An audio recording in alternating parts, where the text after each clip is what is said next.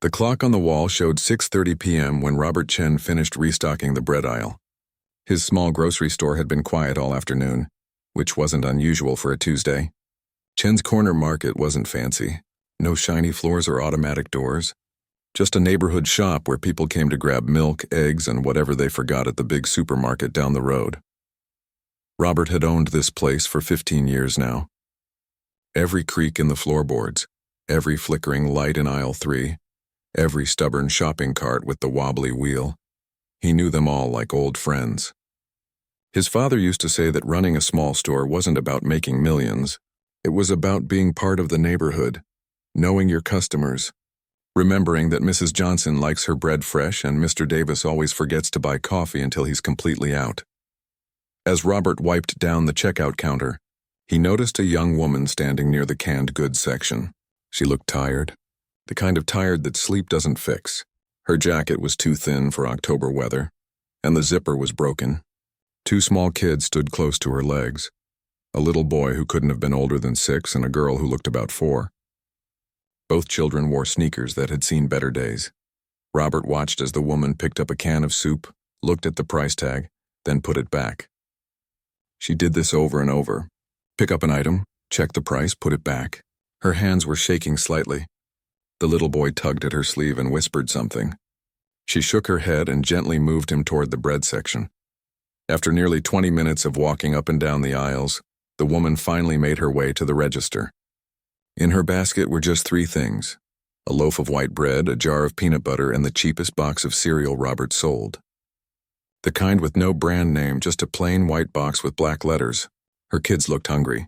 Not the kind of hungry from skipping lunch, but the deep kind that settles into your bones when you've been eating too little for too long. That'll be $12.47, Robert said, keeping his voice gentle. The woman opened her wallet and pulled out crumpled bills. She counted them twice, then a third time as if the numbers might change. Robert could see her face fall. She had exactly $12. Not $12.47, just 12. I'm sorry, she said quietly, her voice barely above a whisper. I thought I had enough. Let me put back the cereal. Before she could move, Robert noticed something. On her worn backpack, pinned carefully to the fabric, was a small American flag pin. But not just any flag pin. This one had a gold star in the center. Ma'am, Robert said, is that a gold star pin? The woman's eyes filled with tears instantly. She nodded, unable to speak. Your husband served? She took a shaky breath. He was in the army. Sergeant David Morrison. We lost him 8 months ago. Afghanistan. Her voice cracked on the last word, and she looked down at her children, trying to hold herself together. The little boy looked up at Robert with big, serious eyes. My daddy was a hero, he said. Mommy says he's watching us from heaven. Something inside Robert's chest tightened. His own father had been a veteran, Vietnam. Robert remembered how hard his dad had struggled after coming home. The nightmares, the jobs that never lasted, the way people sometimes treated veterans like they were invisible. His father used to tell him, Son, when someone serves this country, they give up pieces of themselves. The least we can do is remember that sacrifice. Robert looked at this young woman, probably not even 30 years old, trying to feed her children on $12. Her husband had died serving their country, and now she stood in a grocery store unable to afford a box of cereal. Wait right here, Robert said firmly.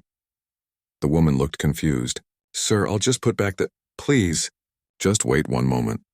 Robert came around from behind the counter and grabbed a shopping cart. The woman watched in bewilderment as he started moving through the aisles. He picked up fresh vegetables, carrots, broccoli, potatoes.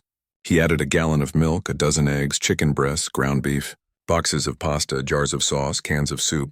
He grabbed fruit, apples, bananas, oranges, snacks for the kids. A box of diapers he noticed the little girl still needed. Real cereal, the kind with the cartoon characters on the box that made kids smile at breakfast. Sir, what are you doing? The woman called out, her voice rising with emotion. I can't afford all that. Robert kept moving. He added peanut butter and jelly, bread, cheese, lunch meat, basics that a family needed, things that would last more than a day or 2. He wasn't being reckless. He knew exactly what he was doing. This wasn't about making himself feel good. This was about recognizing that some people in this world deserve kindness without having to beg for it. By the time Robert finished, he had 3 full bags of groceries. He brought them to the register and started scanning items. The woman stood there, tears streaming down her face while her children stared with wide eyes at the growing pile of food. "Sir, I can't accept this. It's too much.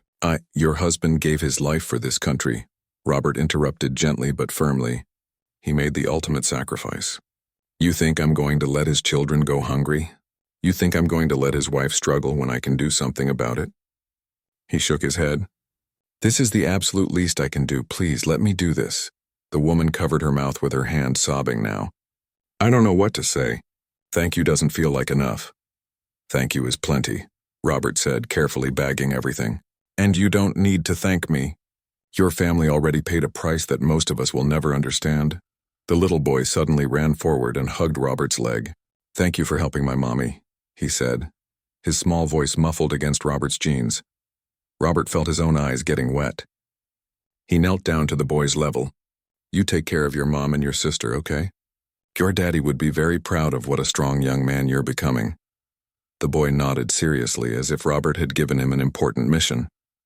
Robert helped carry the bags to the woman's old car. It was a 15-year-old sedan with a dented bumper and a cracked taillight. As she loaded the groceries into the trunk, she kept turning back to look at Robert, as if she couldn't believe what had just happened. "God bless you," she said. "Truly, you have no idea what this means to us." Robert just nodded, not trusting his voice. He watched as she buckled her children into the back seat and drove away slowly, her brake lights flickering as she left the parking lot. What Robert didn't know was that someone else had witnessed the entire thing. An elderly man in a veteran's cap had been shopping in the next aisle over.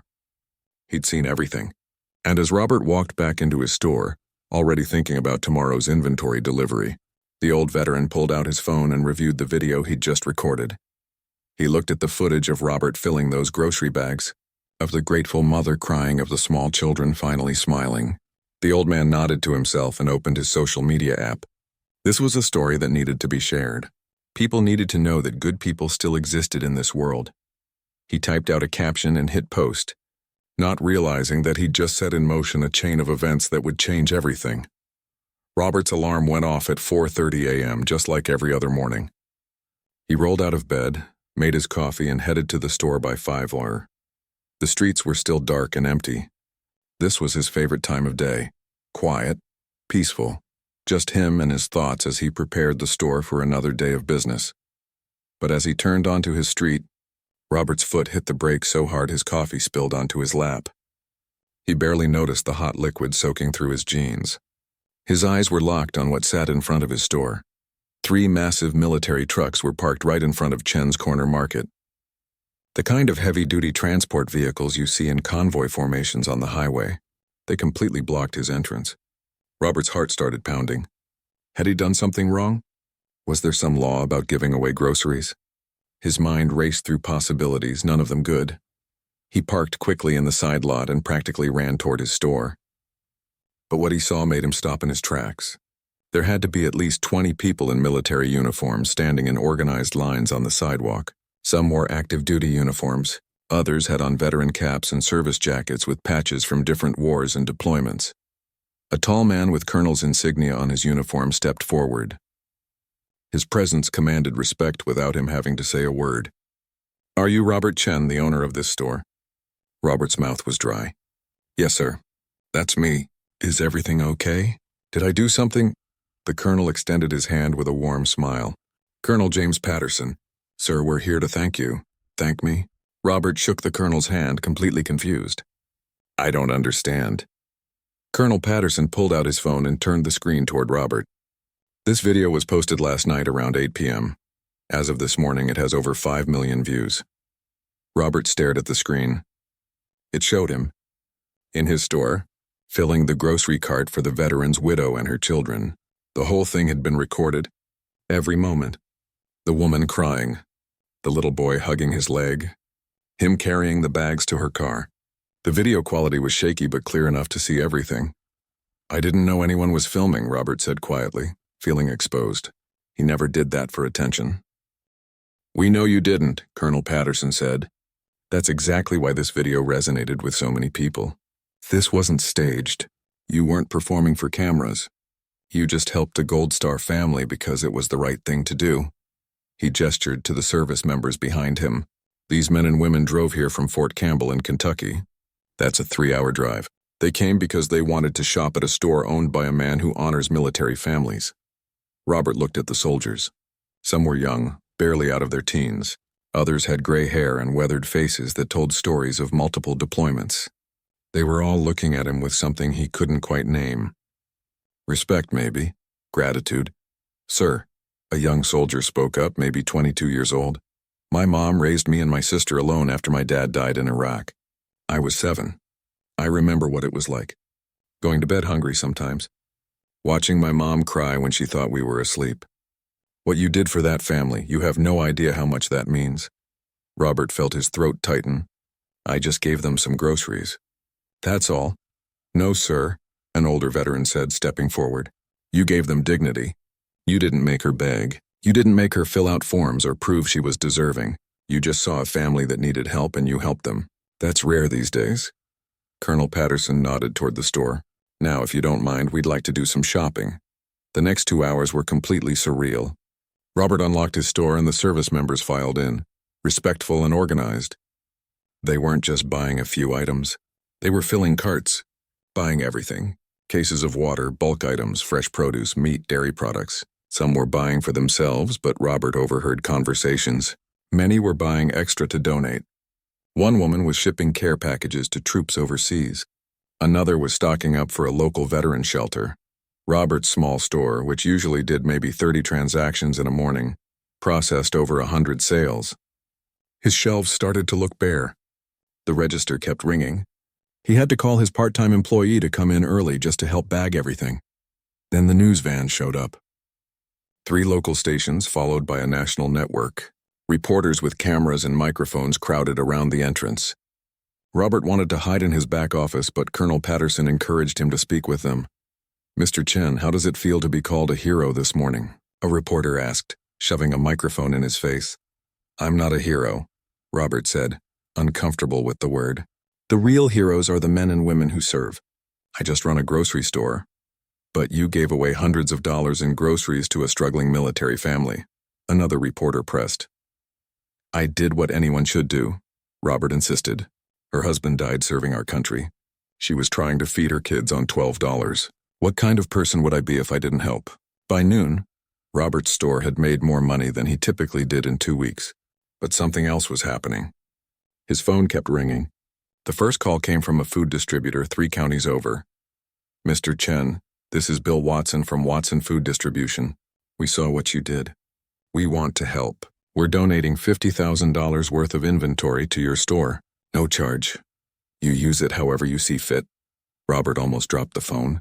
$50,000? Sir, I can't accept. Yes, you can, and you will. We're delivering it Friday morning. Before Robert could process that, another call came in. A local restaurant chain wanted to sponsor a weekly program at his store where military families could get free groceries.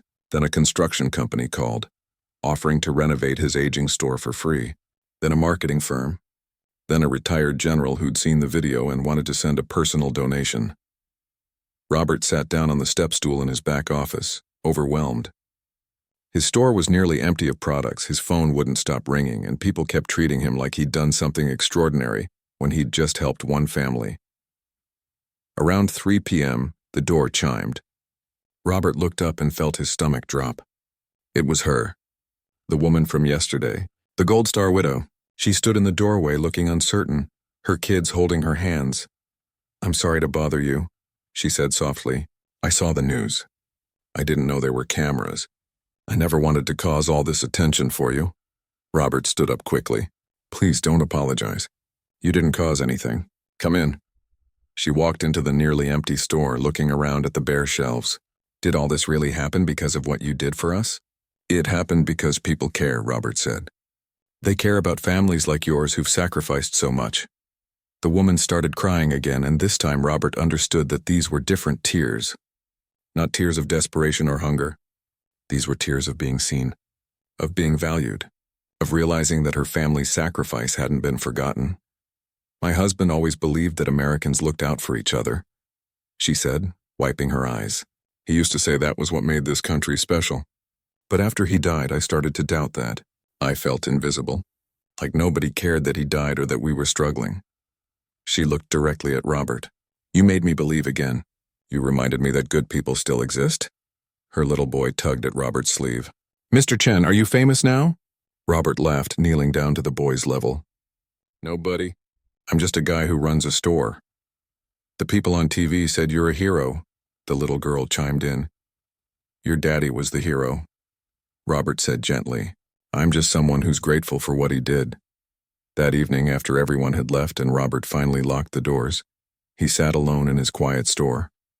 The bare shelves looked strange, almost eerie, but his cash register held more money than he'd seen in months, and his voicemail was full of offers to help, donate, and support.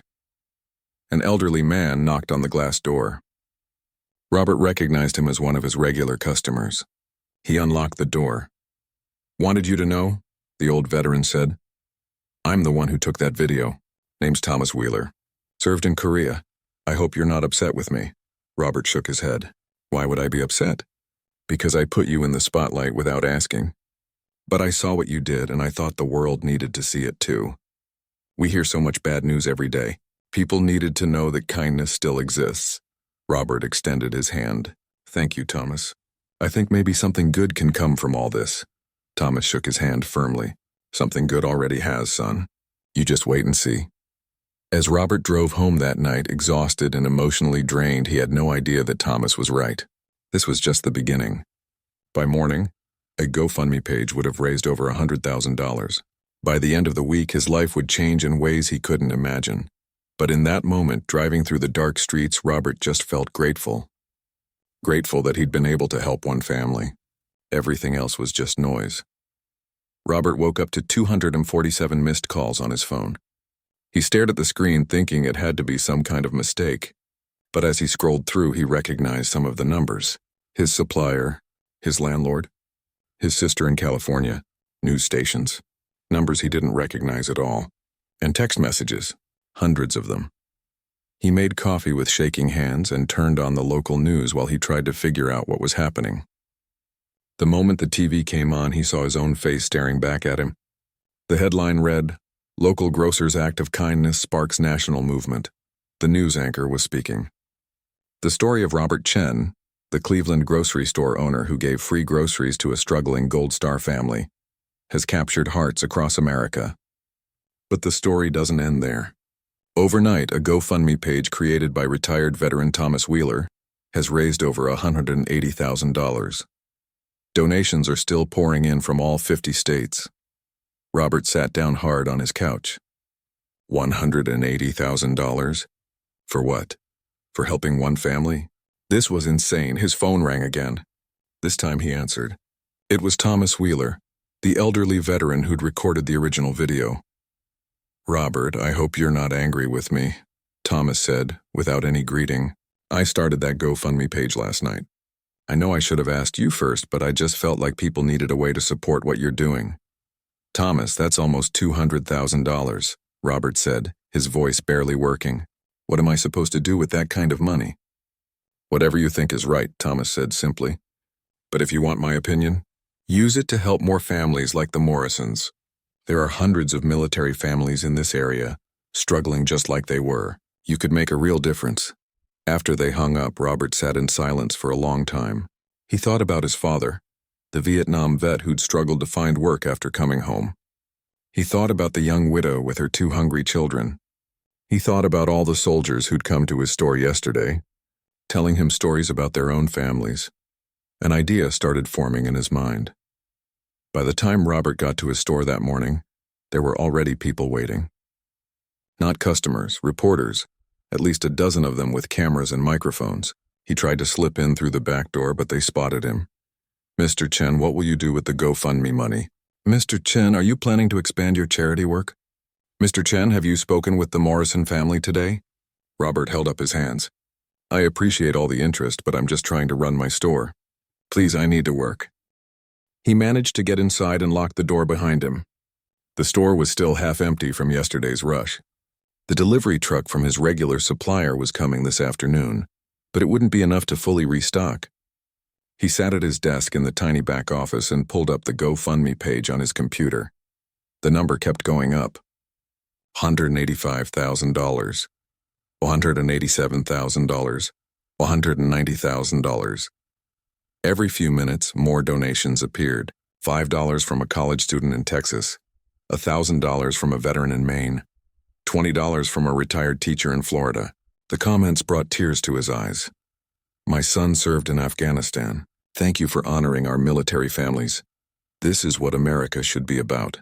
God bless you, Mr. Chen. My brother died in Iraq. Seeing someone care about Gold Star families means everything. Robert wiped his eyes and made a decision. He called his lawyer, a guy he'd used when he first bought the store 15 years ago.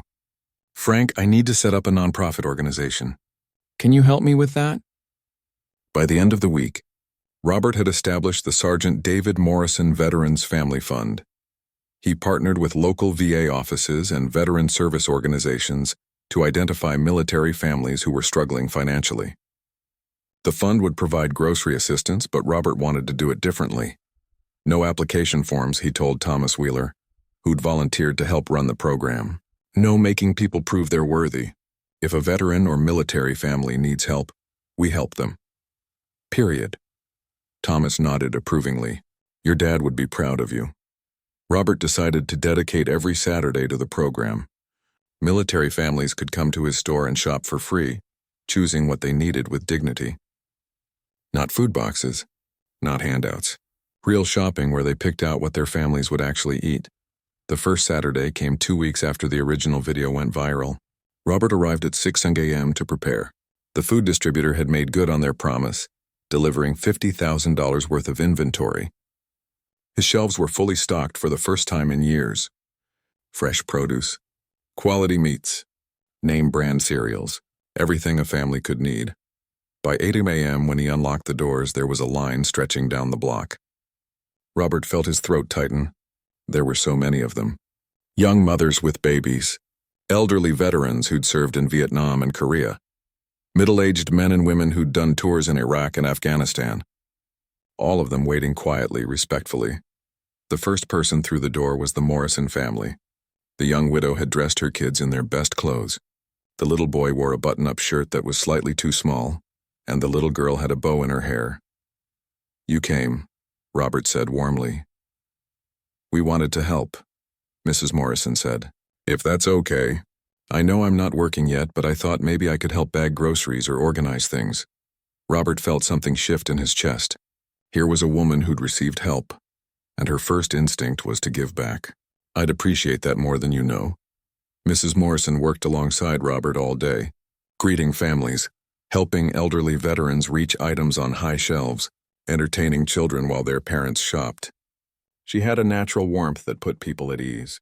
Around noon, as they took a quick break, Robert made another decision. How would you feel about working here permanently? He asked. I could use an assistant manager. The pay isn't great, but it comes with health insurance for you and the kids. Mrs. Morrison stared at him. Are you serious? Completely serious. You're good with people. You understand what these families are going through. And honestly, I could use the help. She burst into tears right there in the middle of the store and hugged him. Yes, absolutely, yes. Thank you. That day they served 83 military families. Robert watched as a young Marine picked out fresh vegetables for his pregnant wife. An elderly Korean War veteran carefully selected ingredients to make his late wife's favorite soup recipe. A National Guard member stocked up on school lunch supplies for her 3 kids. Every single person who came through thanked him. But Robert kept redirecting the gratitude. Thank you for your service, he'd say. Thank you for your sacrifice. This is the least we can do. By the time they locked the doors at 6 p.m., Robert was exhausted. His feet hurt. His back ached. But his heart felt fuller than it had in years. Mrs. Morrison helped him clean up, sweeping floors and wiping down counters. You know what the best part of today was? She said as they worked. People looked at me different. Not with pity. They looked at me like I mattered. Like my husband's sacrifice mattered. It does matter, Robert said firmly. It will always matter. As Robert drove home that night, his phone rang. It was a number he didn't recognize. He almost didn't answer, but something made him pick up. Is this Robert Chen? A man's voice asked. Yes, who's calling? My name is Gerald Hutchinson. I own Hutchinson's Supermarket 3 blocks from your store. Robert knew the place. It was part of a regional chain, much bigger than his little market. What can I do for you, Mr. Hutchinson? You can stop what you're doing, the man said, his voice hard. You're giving away free groceries? Do you have any idea what that does to the rest of us trying to run legitimate businesses? You're making it impossible for anyone else to compete. Robert gripped the steering wheel tighter. I'm helping military families 1 day a week. I'm not trying to compete with anyone. Well, you are, and I'm not going to stand by and watch you destroy the business environment of this neighborhood with your publicity stunts. The line went dead. Robert sat in his driveway for a long time after hanging up. He'd been so focused on helping people that he hadn't considered he might be creating enemies. The warm feeling from the day started to fade, replaced by a cold knot of worry in his stomach. He thought about his father's words from long ago. Son, doing the right thing isn't always easy. Sometimes people will hate you for it, but you do it anyway, because that's what integrity means. Robert got out of his car and walked into his house. Tomorrow he'd deal with Gerald Hutchinson and whatever trouble was coming. Tonight, he just wanted to remember the faces of the 83 families he'd helped, the grateful tears, the relieved smiles, the children who'd left his store with full bellies. Whatever happened next, that was worth fighting for. The trouble started on a Wednesday morning. Robert was restocking the dairy section when a man in an expensive suit walked through the door. He didn't look like a regular customer. Everything about him screamed money and authority. His shoes alone probably cost more than Robert made in a week. Are you Robert Chen? The man asked, not bothering with pleasantries. That's me. Can I help you with something? The man pulled out a business card and handed it over. Gerald Hutchinson, president of the Greater Cleveland Business Association, owner of Hutchinson's Supermarket chain. We need to talk about your little charity operation, Gerald said, looking around the store with barely concealed disgust. You're violating several business regulations, and frankly, you're destroying the competitive balance of this neighborhood. Robert felt his stomach tighten. I'm helping military families 1 day a week. How is that violating anything? You're operating a charitable distribution center without proper nonprofit licensing. You're giving away food without health department approval for charitable operations, and you're creating unfair business practices that undermine legitimate grocery retailers. Gerald crossed his arms. I've filed formal complaints with the city health department, the business licensing board, and the Chamber of Commerce. Those families need help, Robert said, trying to keep his voice steady. Their loved ones died serving this country. That's not my problem, Gerald said coldly. I have shareholders to answer to. I have employees who depend on me, and I can't compete with someone giving away free groceries. You're either going to stop this program, or I'm going to make sure the city shuts you down. After Gerald left, Robert called his lawyer immediately. Frank listened to everything and sighed heavily. He's not completely wrong, Robert. You should have gotten proper charitable organization permits before starting the food distribution. The health department might have legitimate concerns about food safety protocols. And while I don't think he can prove unfair business practices, he can definitely make your life difficult. So what do? We file the proper paperwork. We get you inspected and approved. It'll take a few weeks, but we can make everything legal. In the meantime, you might want to pause the Saturday program. Robert felt like someone had punched him in the gut. Pause the program? He had families counting on him. Mrs. Morrison had already scheduled next Saturday's volunteers. They had a list of 70 families who'd signed up for assistance. That night, Robert couldn't sleep. He kept thinking about the little boy who'd hugged his leg, the elderly Korean war vet who'd almost cried when selecting groceries, the young Marine's pregnant wife who'd been so grateful for fresh vegetables. How could he tell them the program was stopping? The next morning, Robert opened his store to find something unexpected. A protest, but not against him, for him. At least 50 people stood outside holding signs. Support our veterans. Chen's Corner Market is a hero. Don't let big business bully small business. Thomas Wheeler stood at the front of the group. When he saw Robert, he waved him over. We heard about Hutchinson's complaints. Some of the veterans who've been helped by your program organized this. We're not going to let him shut you down. Robert felt his eyes burning. Thomas, I appreciate this, but he's filed official complaints. The city might actually shut me down if I don't have the right permits. Then we'll help you get the right permits, a woman's voice said. Robert turned to see Mrs. Morrison pushing through the crowd. Behind her were at least a dozen other military family members. We're not going to stand by while someone attacks a man who's helped us. Over the next week, the situation got worse before it got better. The health department showed up unannounced and conducted a full inspection. They found minor violations, nothing serious but enough to write citations. Robert had to pay fines totaling $2,000. The Business Licensing Board sent a formal letter stating he needed to suspend charitable food distribution until proper permits were obtained. Gerald Hutchinson didn't stop there. He wrote an editorial in the local newspaper titled "Good Intentions, Bad Business." In it, he argued that Robert's charity program was nothing more than a publicity stunt designed to drive customers away from established grocery stores. He suggested that Robert was exploiting veterans for personal gain. The article made Robert furious. Not for himself, but for the families he'd helped. How dare this man suggest that struggling military families were being exploited? Robert wanted to fight back to defend himself, but his lawyer advised against it. "Don't engage," Frank said. "Let your actions speak for themselves." But the damage was spreading. Local bloggers picked up the story. Some defended Robert, others questioned his motives. One particularly nasty blog post suggested that Robert was only helping veterans to build a business empire and eventually franchise his charity model. The comments section was brutal. Robert sat in his office reading the comments, feeling sick. Had he made a mistake? Maybe he should have just quietly helped that one family and left it at that. Maybe all this attention had been a terrible idea. Mrs. Morrison knocked on his office door. "Stop reading that garbage," she said gently. "You know the truth. We know the truth. The families you've helped know the truth. But what if Hutchinson's right?" Robert said. "What if I'm making things worse?" "Look at me," Mrs. Morrison said firmly. Robert looked up. "Before you helped my family, I was 2 days away from being evicted. I had $47 in my bank account and 2 hungry children. I was thinking about things no mother should ever have to think about." Her voice cracked slightly. "You gave us hope. You gave us dignity. You gave me a job that's letting me rebuild my life. Don't you dare let some greedy businessman make you doubt that." That weekend should have been the 3rd Saturday program. Instead, Robert's store was closed for charitable distribution while they waited for permits. But something unexpected happened. The families who'd been scheduled to receive help that day showed up anyway. Not to shop. To support Robert, they gathered in the parking lot. Someone brought a portable speaker. An elderly veteran stood on a folding chair and started speaking. "I served in Korea 60 years ago. When I came home, nobody cared. Nobody thanked us. We were just expected to go back to normal life like nothing happened." His voice grew stronger. This man cared. This man honored our service, and we're not going to let him be punished for doing the right thing. The crowd erupted in cheers.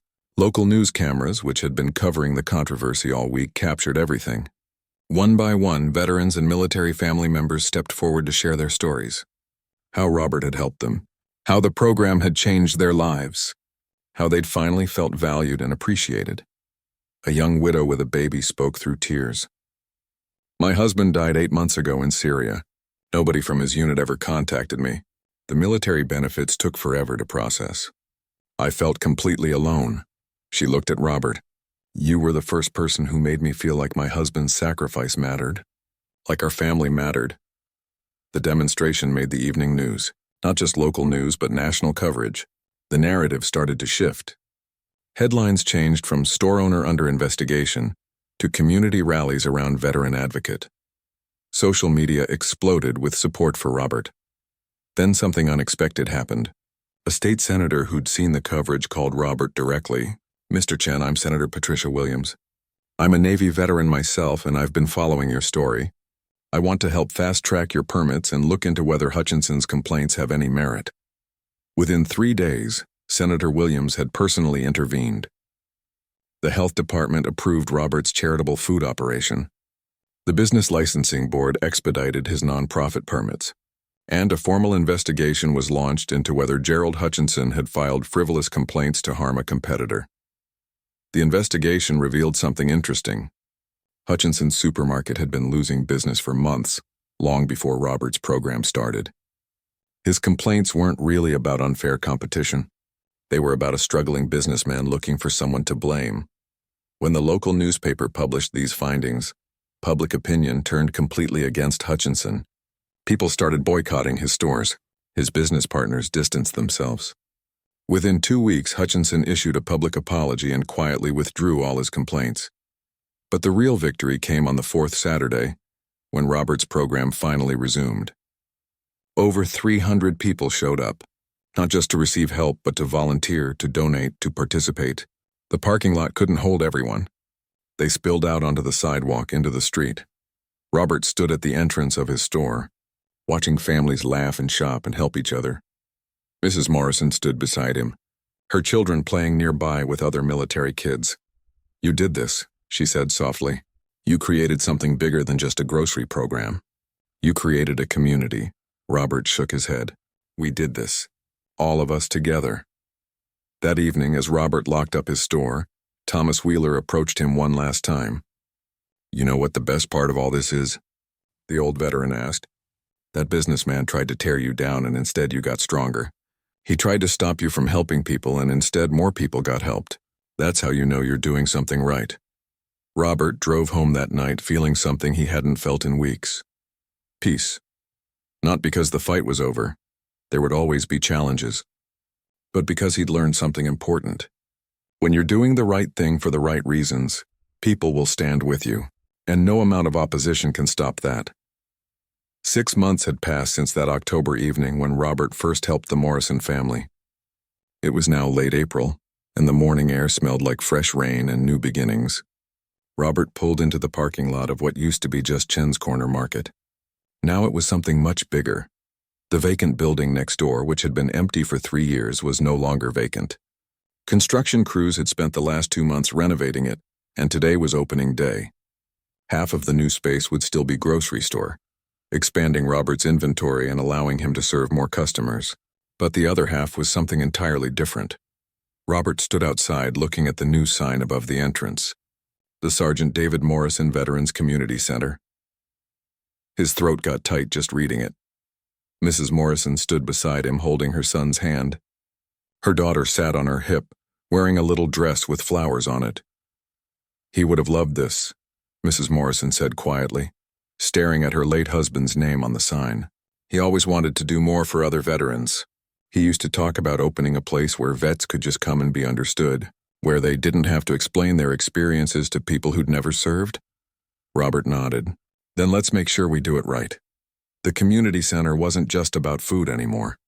Robert had partnered with the local VA office, several veteran service organizations, and a mental health clinic. One section of the center had computers and printers where veterans could work on resumes and job applications. Another area had comfortable chairs and a coffee maker where they could just sit and talk. Every Tuesday evening, there were support group meetings for veterans dealing with PTSD. Every Thursday afternoon, a volunteer lawyer came to help with benefits claims and legal issues. But the heart of the center was still the Saturday food program. It had grown beyond anything Robert could have imagined. What started with him helping one family now served over 200 military families every single week. Volunteers showed up every Saturday morning. College students, retired folks, other veterans, regular community members who just wanted to help. The grand opening ceremony was scheduled for 10 a.m. By 9:30, there were already 100 people gathered outside. Local politicians, news cameras, military officers in dress uniform, and most importantly, the families who'd be out away. And helped by the program over the past months, Colonel Patterson, who'd driven from Fort Campbell that very first morning, had come back for the opening. He stood in his dress blues, medals gleaming in the spring sunlight. "Mr. Chen, I want you to know something. What you started here has inspired 3 other communities to create similar programs. Fort Campbell is partnering with local businesses to replicate your model. You didn't just help your community. You started a movement." Robert felt embarrassed by the praise, like always. "I just run a grocery store, Colonel." "No, sir," Colonel Patterson said firmly. "You showed people what's possible when someone decides to act instead of just feeling bad about problems. That's leadership." Senator Williams arrived next, the state senator who'd helped fast-track Robert's permits during the controversy with Hutchinson. She'd become a regular supporter of the center, securing state grants to help fund the programs. "Robert, I have some news," she said, pulling him aside. The governor wants to give you the State Civilian Medal of Honor. It's the highest award the state can give to a non-military person. Robert shook his head immediately. Senator, I appreciate that, but I can't accept awards. This isn't about me. I know it's not about you, she said with a smile, but accepting the award means more publicity for programs like this. It means more funding. It means other people might be inspired to help their communities. Sometimes accepting recognition isn't about ego, it's about amplifying the mission. Robert hadn't thought about it that way. He agreed to think about it. At exactly 10:00 a.m., Robert stood at a podium in front of the crowd. He hated public speaking, but Mrs. Morrison had insisted he say a few words. He looked out at the faces staring back at him. Veterans from 3 different wars, young military spouses with babies, Gold Star families like the Morrisons, regular community members who'd volunteered hundreds of hours. Thomas Wheeler stood in the front row, grinning proudly. I'm not good at speeches, Robert began, and several people laughed. 6 months ago, I helped one family buy groceries. That's all I did. I didn't have some master plan. I didn't think it would lead to any of this. I just saw people who needed help, and I helped them. He paused, gathering his thoughts. My father was a Vietnam veteran. He struggled when he came home. People didn't treat veterans well back then. He used to tell me that the country he fought for forgot about him the minute he took off his uniform. He made me promise that if I ever had the chance to honor veterans, I would. So when I helped the Morrison family that day, I was keeping a promise to my father. Mrs. Morrison was crying. Several other people in the crowd wiped their eyes. But here's what I learned, Robert continued. I thought I was helping that family. Turns out they helped me even more. They reminded me why community matters, why we have to look out for each other, why small acts of kindness can become something bigger than we ever imagine. He looked directly at Mrs. Morrison. They gave me purpose, and I'm grateful for that every single day. The crowd erupted in applause. Robert stepped back from the podium, his face red. Mrs. Morrison came up and hugged him tightly. Thank you, she whispered, for everything. The ribbon-cutting ceremony was simple. Robert, Mrs. Morrison, and her 2 children all held the oversized scissors together. When the ribbon fell away, people cheered and started filing into the new center. Robert watched as veterans explored the computer room, as families checked out the children's reading corner, as elderly vets sat down in comfortable chairs and started talking to each other. One young soldier, couldn't have been more than 22, approached Robert shyly. Mr. Chen, I'm deploying to Kuwait next month. I'm leaving my wife and our baby daughter behind. It's my first deployment, and honestly, I'm terrified about leaving them. Robert nodded, understanding in his eyes. That's natural. Being away from family is the hardest part. But knowing that places like this exist, the soldier continued, his voice cracking slightly. Knowing that people like you are here looking out for military families, it makes it easier. I can serve knowing my wife won't be alone if she needs help. Robert shook the young man's hand firmly. You go serve with pride. Your family will be taken care of. That's a promise. As the morning turned to afternoon, Robert found himself standing in the grocery section, watching volunteers help families shop. The system ran smoothly now. Families signed in, got a shopping list based on their household size, and picked out exactly what they needed. No judgment. No paperwork. No hoops to jump through. Just dignity and respect. Thomas Wheeler walked up beside him. You ever think about that night? He asked. When I first recorded that video. Every day, Robert admitted. You know what I think about? Thomas said. I think about how close you came to not helping them. What if you'd been busy? What if you'd decided it wasn't your problem? What if you'd just felt bad but done nothing? He shook his head. One decision. One moment of choosing to act. And look at everything that came from it. Robert thought about that. Thomas was right. If he'd made a different choice that October evening, none of this would exist. The Morrison family would still be struggling. 200 other families wouldn't be getting help every week. Veterans wouldn't have a community center. The ripple effects of one small act of kindness had spread farther than he could measure. Later that evening, after everyone had left and Robert was locking up, he found Mrs. Morrison sitting alone in the center. She was in the seating area, looking at a framed photo on the wall.